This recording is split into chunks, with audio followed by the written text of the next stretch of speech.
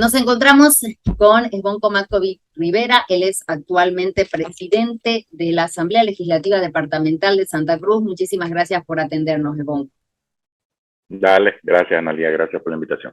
Bueno, vamos a hablar brevemente un poquito, ya que lo tengo aquí enfrente, acerca de su historia, de lo que usted pasó y que arrancó el 19 de marzo del 2010. ¿Puede hacernos un desglose muy detallado o bien breve de lo que sucedió en esa fecha?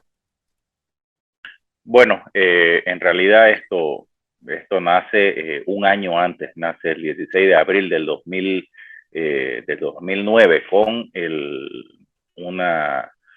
una incursión policial a un hotel acá de la ciudad de Santa Cruz, el Hotel Las Américas, que ha sido ya comúnmente denominado como la masacre del Hotel Las Américas, donde fuerzas policiales bolivianas entran a un hotel y asesinan a 3 personas.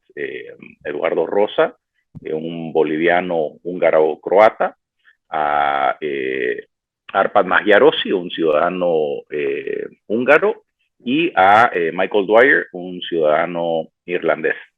Y toman detenidos a otros 2 ciudadanos, el Otto Aso, un ciudadano húngaro también, y a Mario Tadic, un ciudadano boliviano-croata.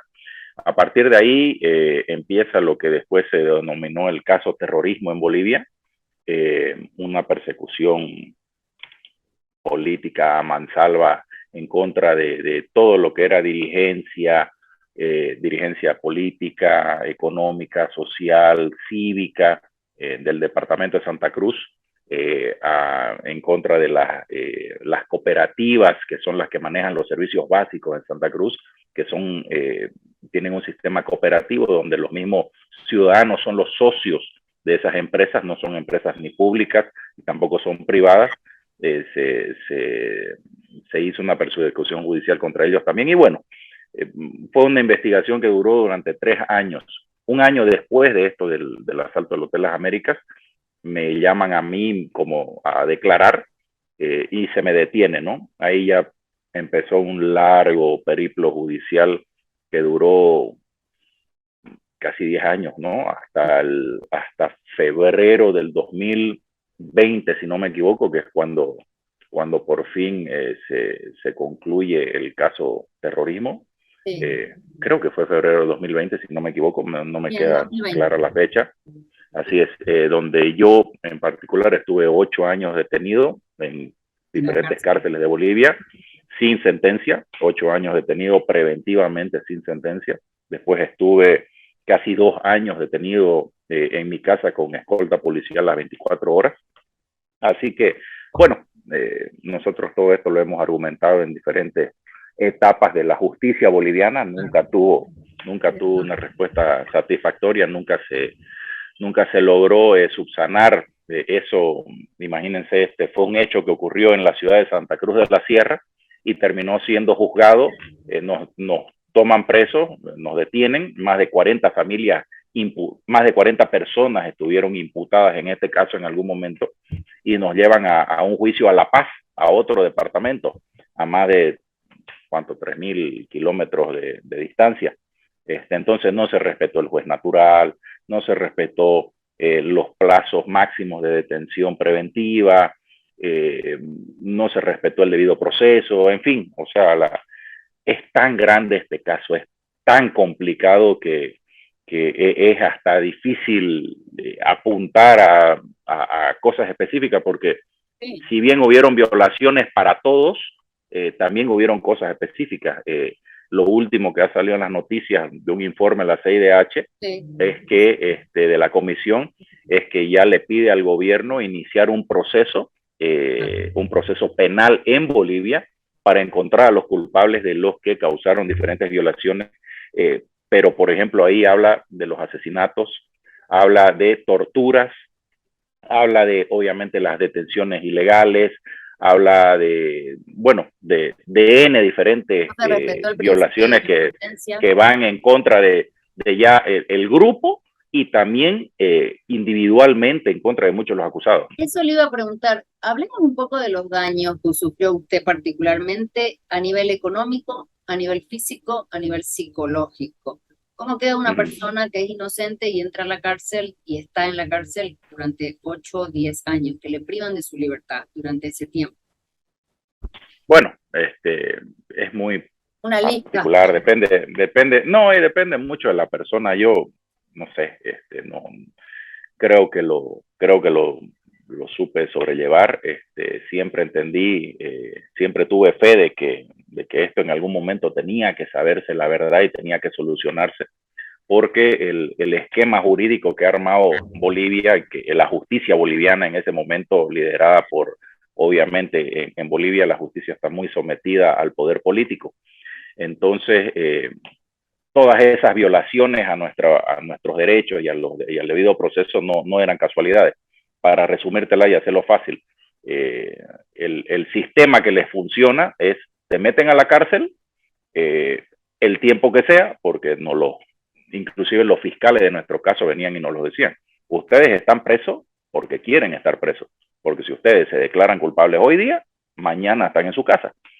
Y bueno, hubo gente que tomó esa ruta, porque la verdad que hay cosas que son muy, muy particulares de cada persona, o sea, nadie sabe, llega un momento efectivo, es un método de tortura, si querés, muy Psicológica. efectivo, porque y psicológica, y porque te destruye todo, te destruye la familia, te destruye la economía, porque vos estés en la cárcel, el mundo no se para, o sea, tus hijos necesitan seguir yendo al colegio, necesitan seguir comprando leche, la luz se tiene que pagar, el agua, la comida, en fin. Entonces hay gente que entendió que no tenía ya condiciones para seguir en esta pelea y prefirió declararse culpable de algo que no hicieron, y por lo menos salir de ese lugar y tratar de restablecer su vida. Hubieron otros que tomamos la decisión bueno, no, yo por lo menos en eso me considero una persona, no sé si muy en mis cabales, pero bastante terca, que prefiero, o sea, yo no estaba en mis cartas echarme la culpa de algo que no hice, eh, simplemente a veces la decisión más dura es hacer lo que lo que es correcto y no lo que te conviene, ¿no? Entonces, yo seguí ahí 8 años y bueno, por un tema médico, solo por un tema médico, logré salir de ahí a una detención domiciliaria, ¿no? Pero, como te digo, a mí en lo particular, económicamente, obviamente, no hay cómo aguantes, ¿no? No hay cómo aguantes. A los, a mí me detienen a los 30 años, salgo a los 40 años de la cárcel a empezar todo de cero, de nuevo, ¿no? Eh, Al día de hoy vivo con mis padres todavía. Tratar de reconstruir, yo en ese momento estaba casado, tenía un hijo de 1 año. A mi hijo lo volví a tratar de recrear una relación familiar con él cuando él ya tenía 10 años, ¿no? Entonces, esos años no te los devuelve nadie, eso lo perdiste. Ese vínculo emocional que creas con tu hijo, eso no vuelve para atrás. El tema económico, no sé, ya estará en la capacidad de cada uno ver si recupera o no recupera todo lo que perdió, pero hay cosas que no van a volver, ¿no? El tiempo perdido no va a volver, pero bueno, ¿qué te puedo decir? Pero, Es bastante complicado, ¿no? ¿cómo se le puede explicar a alguien que tal vez no está al tanto de lo que sucede en Bolivia, de que personas inocentes terminen presas? ¿Cómo podemos explicarle a alguien, o cómo usted puede explicarle a la gente que no conoce lo que sucede en Bolivia, el contexto político y social sobre este caso? Si terminé preso y yo era inocente, ¿qué cosas utilizaron en su contra para llevarlo 10 años preso? A ver, es política, ¿no? Es política. Tenés un gobierno que es totalitario, que necesita dominarlo y manejarlo todo. Y lamentablemente hay regiones, en ese momento cuando ocurre esto, el país estaba absolutamente dividido. Habían regiones que apoyaban el gobierno central y habían regiones que eran muy contestatarias. Una de las regiones que más duras se le paraba al gobierno por su tamaño, por su poder económico, por su, por su cantidad de población que tiene, era Santa Cruz. Santa Cruz siempre ha sido la región más contestataria, y toman esta vía, que es la de la receta cubana, venezolana, de perseguir a los líderes, perseguir a las personas.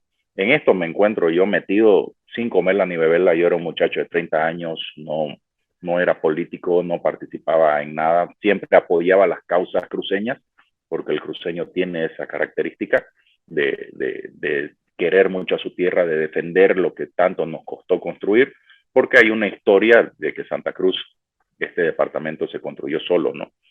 Con muy poco apoyo del gobierno central. Aquí, por eso es que existía lo que les decía, las cooperativas. Acá no había agua potable, entre algunos vecinos pusieron su dinero y instalaron la primera cooperativa de agua, y ahora esa es la más grande la más grande del departamento, y es la que tiende con agua a todo el mundo. Igual electricidad, no había electricidad, entre unos cuantos vecinos pusieron su plata, compraron un motor eléctrico y le dieron luz a un barrio, y así fueron creciendo, creciendo, y así fue que tuvimos agua. Lo mismo teléfono, no había teléfonos en este departamento, entre los vecinos compraron la primera central telefónica, y así hay ese espíritu, y eso perdura en el tiempo de los abuelos, los padres, los hijos, y es una sensación. Entonces, bueno, el gobierno entiende que hay que quebrarlo a Santa Cruz, y comienza con esta persecución a mansalva, diciendo que había un grupo de terroristas que quería matar a Evo Morales, que quería dividir el país, que le pusieron una bomba al cardenal Terraza. Entonces, una historia tan grande que a veces te cuesta dudarla, pues, ¿no? Pero comienzan desde el día uno, ya comienzan a ver cosas muy raras, cosas que no cuadraban. El operativo en el hotel donde asesinan a esas 3 personas, no había fiscal presente, no saben explicar cómo es que la policía llega ahí, porque no había una orden judicial, no hubo una investigación, o sea, no había una denuncia, no había nada. Después salen a la luz videos que la policía tenía un infiltrado dentro del grupo terrorista, si queremos llamarlo, pero toma la decisión de entrarse a un hotel y matarlos en vez de tomarlos detenidos. Si ya vos lo tenías infiltrado, si ya vos los conocías supuestamente lo que pensabas que estaba planeando, ¿por qué no los detenés? No, se entraron y armaron un operativo y los asesinaron. Y así en el tiempo fueron ocurriendo tantas cosas. En mi caso en particular, una de los absurdos más grandes es que en el transcurso de la investigación, este caso se caracterizó por las extorsiones. Los jueces y los fiscales y los policías investigadores, y gente del gobierno central se hicieron ricos, sacando, extorsionando, amenazando que te van a investigar, que te van a llamar a declarar, que te van a detener. Y bueno, la cara de muchos de nosotros detenidos era la que a ellos les servía para asustar al resto de la población, que eso era lo que se quería. En este caso no, a ellos les convenía que este caso dure eternamente, porque nosotros éramos la imagen de lo que le pasaba a los que se paraban enfrente del gobierno.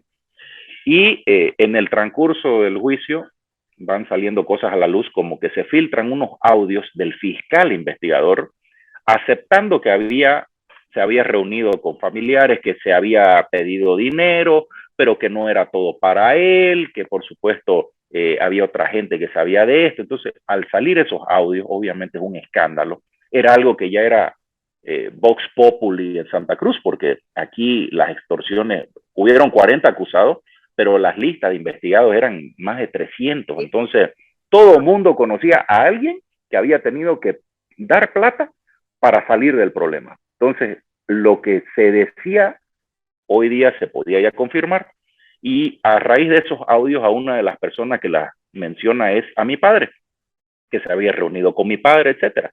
Entonces, ahí mi padre toma la decisión, inclusive en contra sin miedo, sin tener ningún ya contemplación por lo que le puedan o no le puedan hacer, e inicia una demanda por extorsión al fiscal. La presión se vuelve tan grande que al gobierno no le queda más que aceptarla la denuncia, porque los audios eran terribles. Además, mi padre logró conseguir testigos que confirmaban varias de las reuniones a las que mi padre lo llevaron, y la plata que le habían sacado, porque a mi padre le sacaron $50,000 con testigos que confirmaban, porque si esto ellos podían haberlo hecho, como decir, tu tu padre lo que quiso fue ir a comprar tu libertad. No, eran llamadas entrantes de números que él nunca había conocido. Él nunca hace una llamada a nadie. Todos los números cuando lo llaman para citarlo a la reunión eran llamadas de números con el que ellos nunca habían tenido comunicación, llamadas de madrugada, lo llevan a una reunión. La gente que lo viene y lo recoge después se presentó como testigos a favor de mi padre, a decir, sí, yo fui, yo lo recogí, yo lo llevé. Yo después volví a recoger la plata y había gente que confirmaba que en esa reunión era básicamente necesitamos $50,000 porque si no, su hijo se va. El único que decide si su hijo sale libre o se queda preso, soy yo. Así que o se va a su casa o son 30 años de cárcel. Qué bárbaro. Así más o menos. Y esa reunión fue directamente con el fiscal. Entonces, seguimos adelante con el proceso. El fiscal huye, está actualmente refugiado en Brasil. El proceso queda huérfano, hay otros fiscales que entran en su reemplazo, pero el acto investigativo que lleva a este proceso judicial fue llevado adelante en esas condiciones, con extorsiones. A mí, en definitiva, me meten a la cárcel para poder sacarle plata a mi familia. Y lo más raro de esto es que logramos que el juicio en ausencia siga adelante, se lo sentencia a 12 años de cárcel al fiscal, pero el juicio siguió y yo seguía preso. Entonces, esos son muchos de los argumentos que la CIDH ha tomado en cuenta para ya entrar en los análisis, no solamente de admisión de las demandas que tenemos, sino que ya en este caso hay un análisis, ya un informe de fondo que lo va a terminar llevando a Bolivia a un juicio por este caso. ¿Cómo lo ha tomado usted principalmente este informe que salió, hay que decir, por un medio que alguien filtró y salió filtrado? O sea, eso estaba ahí hacía tiempo y nadie sabía que estaba ya el informe listo, presentado, lo tenían, sabían su existencia, y gracias al periódico El Deber ha salido con las cosas que dice son realmente muy, muy claras, ¿no? El informe. ¿Qué sensaciones tiene usted frente al informe y qué cree que va a pasar con el informe, ¿no? ¿Qué va a pasar? ¿Qué va a hacer el gobierno frente a esta medida? Porque ya el gobierno dijo que tiene carácter vinculante.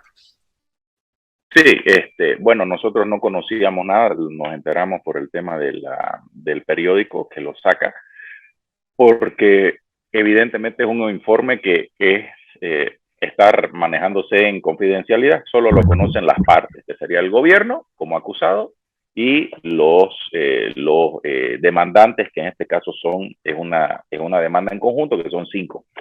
Entonces, alguien ha filtrado esto, pero bueno, al final de cuentas eso no va a impedir que lo que el informe dice quede, pues, ¿no? Y el informe, como te digo, yo tengo aquí una copia y ratifica evidentemente cómo llegas a este informe. Lo primero es que vos presentás tu demanda. Esta demanda la metieron Elod y Mario y todos estos muchachos, la metieron en el 2010, si no me equivoco. Estamos en 2020 recién, o sea, esto lamentablemente es una justicia que no te da ninguna satisfacción de ningún tipo, no te sacó de la cárcel, no te hizo nada. Es una justicia que ya es restaurativa, que ve a ver si te dan alguna satisfacción o se busca algo mucho después de que el problema ya pasó. En nuestro caso el problema ya pasó, puede ser que en algunos dure, pero son plazos muy largos y no es la única que existe. Entonces, en este informe en particular, confirma de que el Estado ha encubierto asesinatos, confirma que el Estado que han habido torturas, confirma que se han violado derechos humanos, confirma que se ha abusado del sistema judicial y da algunas recomendaciones, porque esta es la última etapa. Entendamos que hay 2 instituciones, una es la Comisión Interamericana de Derechos Humanos y después ya existe la Corte Interamericana, ¿no? Entonces, la comisión es la que analiza. Vos primero metes tu denuncia, pasan 4 o 5 años hasta que ellos la revisan, mandan cartas al gobierno y dicen, esta persona está acusándote de esto, ¿qué opinas vos? ¿Qué respondes? Hay un carteo y ahí lo primero que hay es un informe de admisibilidad, donde la comisión tendrá que decir sí encuentro que hay bases para que esto sea cierto o rechazo. Listo. Esto obviamente pasó ese primer filtro. Yo en particular, mi demanda ya también tiene un informe de admisibilidad, ha sido reconocida y nos da la razón en lo que nosotros argumentamos. El gobierno no ha podido desestimar lo que nosotros argumentamos. En este caso, obviamente tampoco pudieron. De ahí se abre una segunda etapa que es ya donde tenés que presentar más pruebas para documentar lo que en un principio dijiste, tenés que reforzar tu caso y ya la comisión analiza, hace un análisis de fondo. Eso es lo que aquí ya nosotros tenemos, el análisis de fondo que concluye que evidentemente lo que argumentan los acusados es cierto, porque básicamente es así, es cierto. Y la comisión le dice a las partes, pónganse de acuerdo, vean si pueden llegar a una solución amistosa, pero mis recomendaciones son estas. Tenés que hacer esto. Son 4 cosas que no sé si lo tenés vos ahí, pero se lo puede leer, no sé. Con medidas de compensación, tomar medidas de atención en salud física y mental para las víctimas, tomar medidas para que en un futuro no se produzcan hechos similares, investigar y sancionar a responsables. Así es. O sea, en resumen son estas 4 cosas, ¿no? Son esas 4 cosas. Entonces, ¿qué va a pasar? Esas son las conclusiones y las recomendaciones. Entonces, ya depende que las partes se pongan de acuerdo. Si no se ponen de acuerdo, esto ya pasa a la corte. Este es ya el último paso para que se vaya a la corte y haya un juicio donde la comisión se vuelve en una especie de fiscal que acusa al Estado. Al Estado, ¿no? Boliviano. Al Estado. Esto no va en contra de personas, esto es en contra del Estado. El Estado, la comisión le mete un juicio al Estado y el Estado tendrá que defenderse y ahí se verá si es culpable o no. Y si es culpable y esto crea responsabilidades, ahí, como dice el ministro de Justicia, esto es vinculante. El Estado va a tener, digamos que en ese juicio salga de que hay responsabilidad y hay que ver una compensación económica. Denle, no sé, $100 a cada uno. Ok, $100, perfecto. El Estado está obligado a cumplir y no solamente eso, sino que tiene que iniciar un proceso para que los que causaron ese daño al Estado devuelvan. Entonces, aquí está recomendando inicien un proceso penal para encontrar a los culpables de esto. Si no lo hacen, en la siguiente etapa, que es el juicio que va a haber en la corte, cuando acabe eso y se encuentren responsabilidades, igual lo va a tener que iniciar ese juicio porque está obligado por la Constitución, es el artículo 113, creo, repetición se llama, igual va a tener que iniciar un juicio después Bolivia para encontrar a los culpables que causaron este daño. Está bien fuerte y bien grave la situación, o sea que sí o sí, podemos decir que los actores, los culpables de alguna manera de este caso van a tener sentencia, vamos a poder ver justicia gracias si esto llega a la corte, se va a ver justicia, aunque el Estado boliviano no quiera hacer nada, no puede, definitivamente no se salvan, o sea, esto es para ustedes una medida de que esto es una reivindicación, ¿no? Una reivindicación. Para mí en particular es una reivindicación porque todo lo que durante 10 años mantuvimos, aquí lo confirma.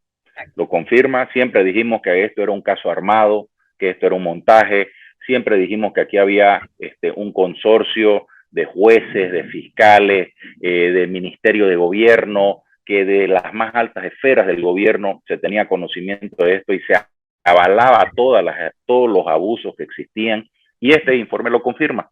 Ahora, obviamente, tenés que tener la paciencia de Job, porque estos son casos larguísimos, pero son etapas que se van a ir cumpliendo. Creo que estamos un paso más cerca a que haya justicia. Lo único que a mí no me va a dar satisfacción es que obviamente todo lo perdido nadie me lo va a devolver y creo que Dios mediante hay que seguir con estos casos hasta las últimas consecuencias. ¿Por qué? Porque en este caso el responsable va a ser el Estado y el Estado va a tener que ver si es que sale y busca a los que causaron ese daño, digamos, ¿no? Pero si no lo quiere hacer, pues no hay, o sea, ¿me entendés, no? Ahora, esa sentencia de la Corte ya es una base para otros procesos que puedan existir. Porque con esto, ya aquí no hay responsabilidad penal de nadie. Aquí es contra el Estado.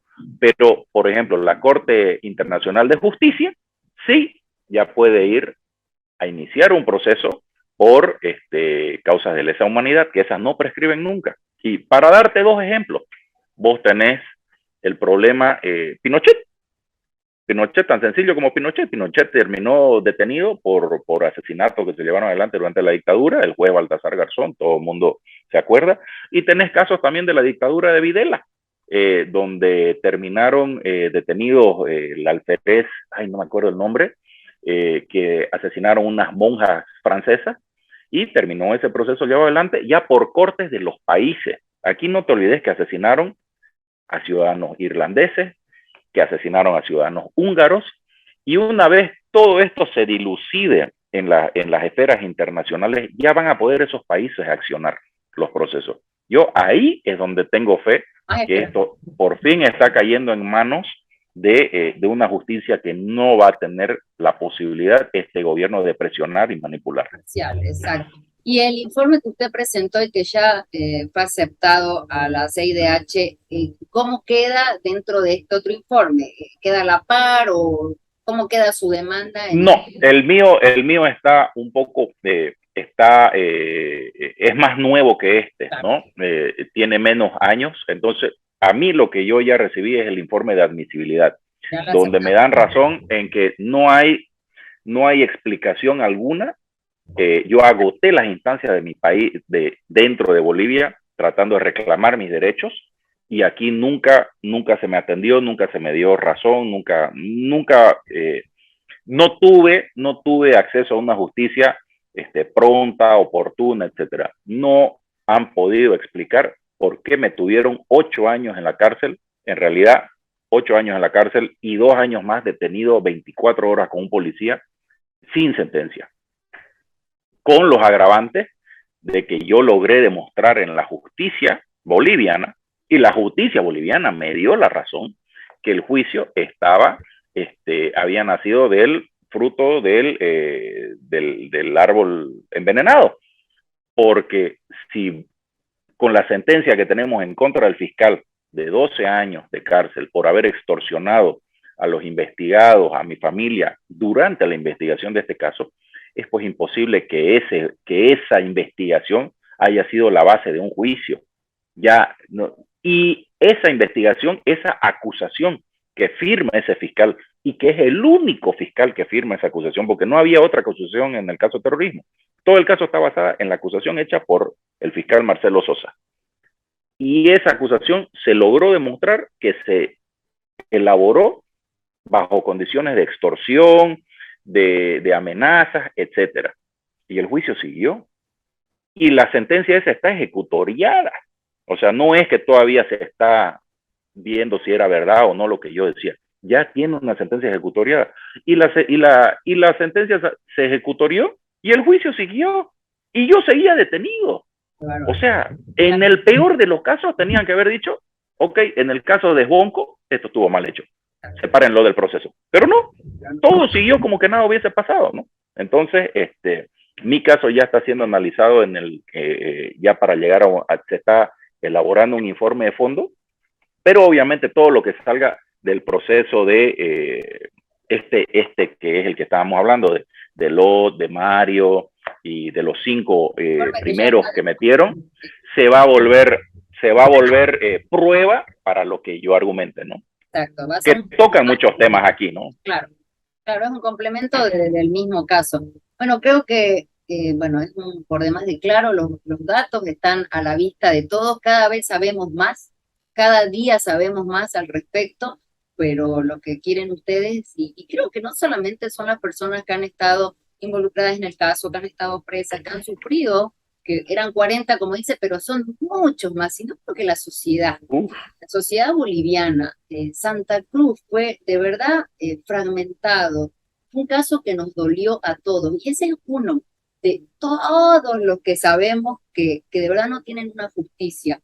Entonces es doloroso seguir este, en estas circunstancias, viviendo en el día a día y que cada vez aparezca un caso sin justicia, otro caso sin justicia, y la gente de a pie que también la pasa mal porque rompe, porque fragmenta, porque duele, porque uno empieza a tener miedo. Así como Esbonco estuvo preso 10 años, ¿puedo ser yo mañana la que, por decir algo en un medio de comunicación, también esté presa? O el vecino que tal vez sin hacer nada esté también preso porque dijo algo que no estaba bien supuestamente o algo que, bueno, no le gustó a alguien. Entonces, esas cosas dañan definitivamente nuestro Estado de Derecho en Bolivia y eso es, creo, eh, algo principal que no se debe tocar, la libertad del ciudadano. Y eso fue lo que usted, como bueno, tantas otras personas sufrieron con este hecho, que fue terrible, definitivamente. Así es, bueno, y lo triste es que la receta no ha cambiado, Totalmente. siguen siguen estando los mismos actores. En este caso en particular hay cosas tan absurdas como que, por ejemplo, sigue siendo el mismo fiscal general, el procurador del Estado, el que va a tener que ir a defender este juicio, era, fue ministro de gobierno Sí, durante el caso de terrorismo. durante el caso, sí. Entonces se volvió en parte acusadora nuestra. Qué Entonces él va a ser una de las personas que va a ser investigada por este caso, porque bárbaro. este informe encuentra culpa en el Ministerio de Gobierno por haberse entrometido en este caso y haber manipulado este caso. Entonces él, al haber sido ministro y al haberse apersonado en contra nuestra en este juicio, ya después parte interesada. Y hoy día es el procurador que es el que va a tener que salir a defender esto. Entonces, eh, Impresionante. la receta sigue siendo la misma. Los jueces siguen actuando ahorita. El nivel de persecución en Bolivia, no sé si está hasta peor que en la época de Evo Morales. La cantidad de opositores que se encuentran encarcelados y enjuiciados, todo lo que son autoridades de la oposición están todos enjuiciados. Muchos de ellos están ya con sentencias, muchos de ellos están ya con medidas preventivas, están con arraigo, o sea, realmente la persecución judicial sigue siendo la misma. Este gobierno, si bien cambió de presidente, pero la receta sigue siendo exactamente la misma. El otro día escuchaba al doctor Balda, 140 presos políticos en 2 años del periodo de que tiene Arce actualmente. 140 personas presas. Entonces son números O y sea, son personas detrás de esos números que vale la pena considerar y tener en cuenta. Por eso creo que este caso, que fue tan doloroso para Bolivia, para tantas familias, para tantas personas, va a ser, creo yo, a pesar del tiempo que se están tomando, pero va a ser algo que nos va a dar justicia. Esa es la esperanza que todos tenemos a través de ustedes, obviamente, pero es justicia para el pueblo de Bolivia, creo yo, que tanto necesita en este tiempo. Así que, Bonco, le agradezco muchísimo por su tiempo. No sé si usted quiere decir algo a la comunidad internacional, a las personas que tal vez no sabían de la existencia de este caso y quiere decir algo más. sí, bueno, primero agradecerte por la entrevista, segundo saludar a toda la gente que se dé un tiempito para escuchar los casos y la situación que vivimos acá en Bolivia. La verdad que se ha creado un ambiente internacional en torno a este tipo de países y la receta es la misma, ¿no? Venezuela, Cuba, Nicaragua, el abuso de la justicia, la instrumentalización de la justicia para la persecución realmente es grave. Hay casos reales como los nuestros, hay gente que inclusive vos te das cuenta que estos gobiernos están dispuestos a hacer lo que sea con tal de quedarte en el poder. No tienen problema en asesinar, no tienen problema en torturar, no tienen problema en encarcelar personas eternamente con tal de crear esa situación de miedo ante el resto de la población para que no se animen a salir a protestar. Nosotros lamentablemente lo sufrimos, pero seguimos con la fe en Dios que en algún momento la verdad tiene que salir a flote, que la justicia en algún momento, ojalá la justicia del hombre sea la que nos dé satisfacción, sino la justicia divina, pero vamos a seguir adelante con esta pelea, ¿no? Les pido crear conciencia, les pido crear presión sobre sus legisladores en otros países que tienen mucha influencia. Estados Unidos es uno de los países que más influencia tiene sobre la CIDH que estos casos no tarden tanto en ser estudiados, en llegar a juicio, porque ¿de qué te sirve estar 10 años en la cárcel si nadie vino e hizo nada por vos, ¿no? Muchos de nosotros en estos países no nos queda más que recurrir a la justicia internacional, porque en nuestro país evidentemente no vamos a encontrar un juez que se anime a ir en contra de lo que el gobierno le dice. Entonces hay que mejorar el sistema interamericano de justicia para que se vuelva algo que realmente sea preventivo y que no sea simplemente restaurativo, ¿no? Exacto. Bueno, Gonco, muchas gracias, un placer y bueno, le deseamos toda la suerte en su trabajo y bueno, siempre acompañando a todo Bolivia bueno, las luchas que siguen todavía, porque ahora estamos con un paro probablemente indefinido por otro tema que es ya el censo, pero que también hace a la calidad de vida de todos los ciudadanos del país, ¿no? Entonces, todavía queda mucho por andar y bueno, ahí estaremos acompañándolos en la distancia. Muchas gracias. Gracias, Analia. Que estés bien, que tengas un buen día. Hasta luego. Gracias.